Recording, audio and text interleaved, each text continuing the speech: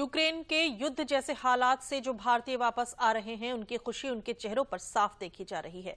जो लोग भारत वापस आए हैं, उनके परिजन भी राहत की सांस ले रहे हैं। इस बीच तमाम राज्य सरकारें और उनके अधिकारी भी उन लोगों के परिजनों तक पहुंच रहे हैं जो अभी यूक्रेन में फंसे हुए हैं। अधिकारी परिवार को ये जानकारी दे रहे हैं कि कैसे सरकार हर भारतीयों को वापस लाने के लिए तमाम प्रयास कर रहे हैं।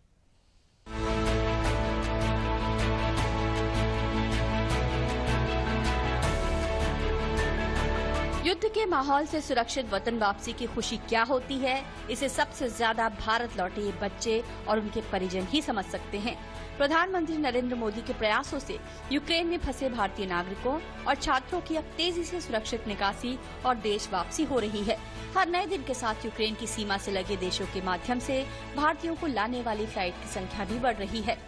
Within 1-2 hours, the notice of Indian Embassy came and they said that you need to keep your bags ready with the minimum luggage and we will start evacuating you. I'm very thankful to the Indian government as well as the Indian Embassy who have helped me as well as my schoolmates and my university mates a lot in coming back to India and I'm very thankful to them. Bharat सरकार ने जब ये कह दिया कि हम अपने plane वहाँ भेज रहे हैं और वहाँ से अपने बच्चों को एवोक्यूएट कर रहे हैं, तो मैं मोदी गवर्नमेंट का बहुत बहुत धन्यवाद देता हूँ। सभी सरकारों को ऐसा प्रयास जो है जैसा हमारी भारत सरकार ने किया जरूर करना चाहिए, ताकि सकुशल बच्चे जो इतनी आशा के साथ हमने एक अच्छी पढ़ाई के लिए, एक अच्छे भविष्य के लिए हमने बच्चों को भेजा है, बहुत वो सेफ एंड साउंड आ जाएं। युद्धग्रस्त यूक्रेन में भारत की सरकार अपने नागरिकों की सकुशल वापसी के लिए जहां लगातार प्रयास कर रही है, तो वहीं अन्य विकसित देशों को इसमें मुश्किलों का सामना करना पड़ रहा है।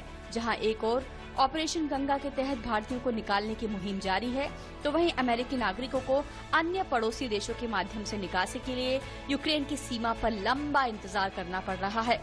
भारत सरकार ने समय समय पर नागरिकों के लिए एडवाइजरी जारी की है। इसके साथ ही सहायता के लिए हेल्पलाइन नंबर भी जारी किए हैं। कीव में ब्रिटेन और जर्मनी के दूतावासों ने काम करना बंद कर दिया है, तो वहीं भारतीय दूतावास अब भी काम कर रहा है। चीन ने जहां एक और अपनी निकासी योजना स्थगित कर दी है, तो वहीं भारतीयों को वापस लाने के लिए पड़ोसी देशों से उड़ानें जारी हैं। प्रधानमंत्री नरेंद्र मोदी के प्रयासों के बाद से राज्य सरकारों के अधिकारियों ने यूक्रेन में फंसे भारतीयों के घरों पर पहुंचना शुरू कर दिया है और इसके साथ ही उन्हें सरकार द्वारा किए जा रहे प्रबंधों के बारे में जानकारी दी जा रही है। मेडिकल ट्रीटमेंट और ये बोगी और जो व्यवस्था है ट्रांसपोर्ट की, वो अच्छी तरह करे। वो हम अभी वो रिपोर्ट करते हैं तो वहाँ बात करेंगे, ठीक है।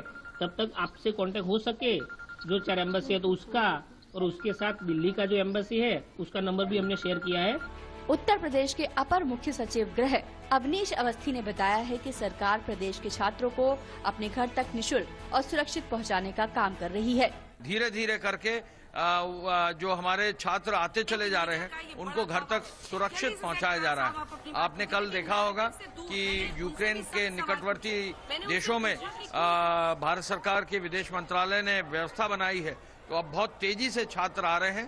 पहले एक दिन में 2 जहाज आए थे, अब निरंतर जहाज जो आ रहे हैं, तो जितने भी छात्रों को सुरक्षित जो है हमारे प्रदेश निःशुल्क जो है उनको लौटाया जाएगा और उनकी व्यवस्था की जाएगी। यूक्रेन पर रूस के हमले के फौरन बाद पीएम मोदी ने सीसीएस यानी सुरक्षा मामलों की कैबिनेट समिति की बैठक बुलाई थी।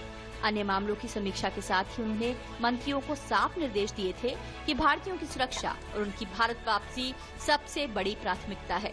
पीएम के निर्देश पर न केवल यूक्रेन में फंसे लोगों को वापस लाने के लिए विशेष अभियान ऑपरेशन गंगा शुरू किया गया, बल्कि यूक्रेन से सटे पड़ोसी देशों की सीमाओं पर विशेष कैंप भी स्थापित किए गए हैं।